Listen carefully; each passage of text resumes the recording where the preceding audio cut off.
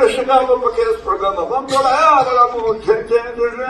Bonito de novo, com todos os Florencio, o Rielinho, o Zezinho e Rielinho, até os caboclos.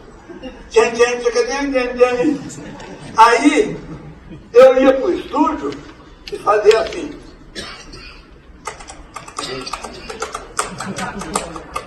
Tem que trabalhar, até logo! E ele gostava muito de mim. Ele falava, nem fazia barulho, vinha.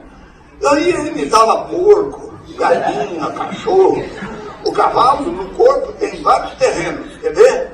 Isso, uma rádio, né? Ó, no areião. Tá molhado.